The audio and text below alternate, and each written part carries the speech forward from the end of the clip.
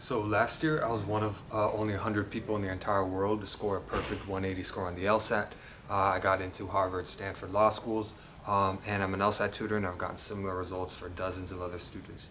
And in this video, I'm going to be answering the question, how long is it going to take to get you to a 170 plus score on the LSAT, or how long will it take you to get you to your goal LSAT score? I get this question so often, so I just wanted to cover it in this video. So yeah, I'll give you that answer in this video. I'll give you action steps going forward, and I'll explain to you why this isn't the best question to be asking, and that you should be asking yourself other questions instead of, hey, like, what is the exact timeline of when I'm going to reach my goal score? So there's like a short answer, and then there's like the long, like, lawyer answer of it depends.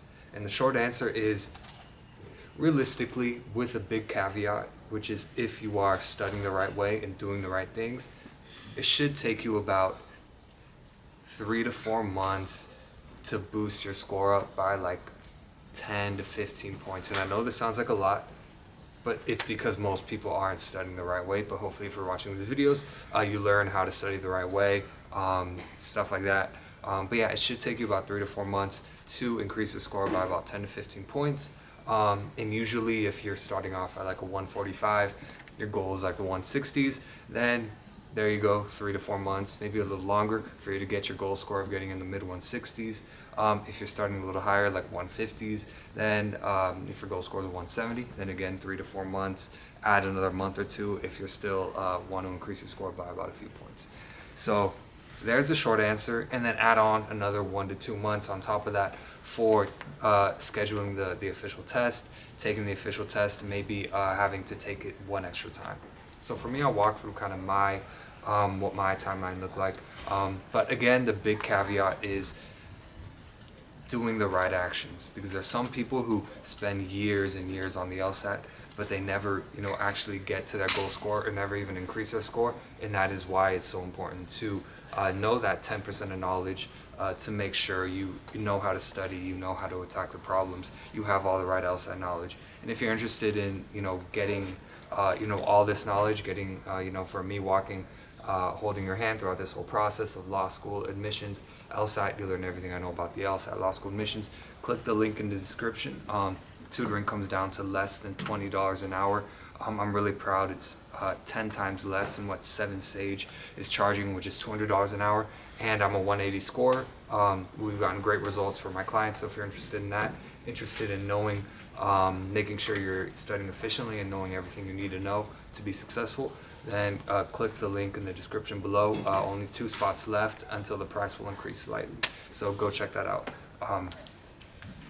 So yeah, my study LSAT timeline was, I believe I started studying in the month of, like, when summer started of 2023.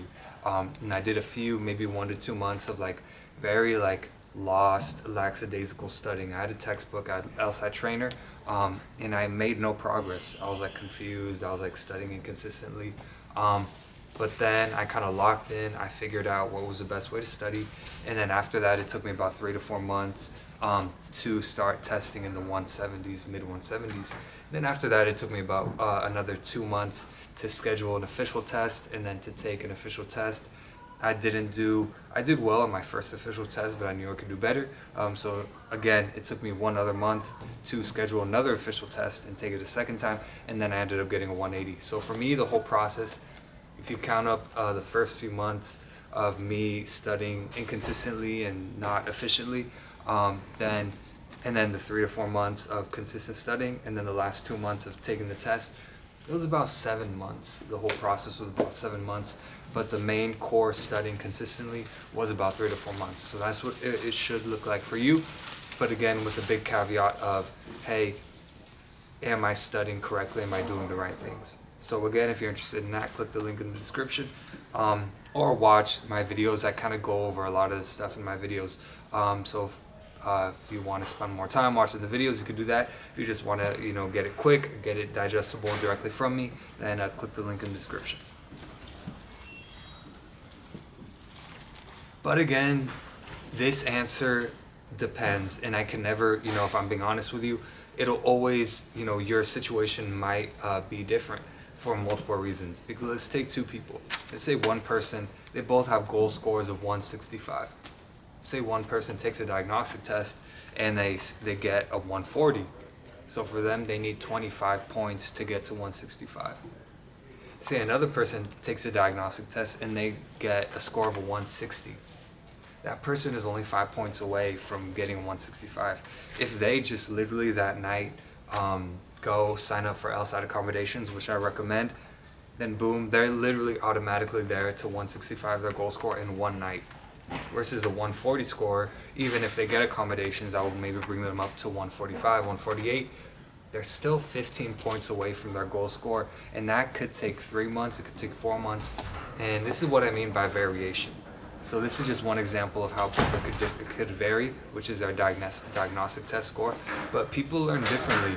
People, sometimes it takes them 1 month to gain 5 points. Sometimes it takes them 5 months to gain 2 points.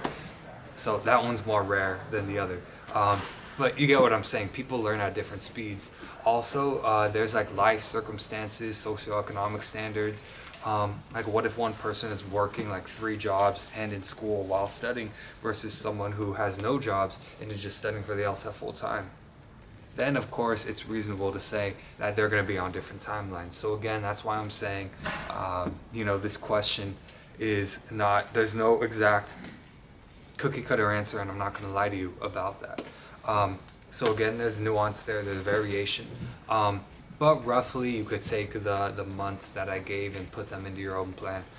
But to kind of zoom out and kind of finish, I did say this is kind of the wrong question to be asking when it comes to the LSAT, because it puts up these arbitrary timelines, and then you start thinking, okay, I want to apply this cycle, and if I don't reach my goal score by then, I'm just going to settle for a lower score, which I really want to dissuade you from doing. I want you to view the LSAT as an opportunity, as a vehicle for you to go to a top law school for free.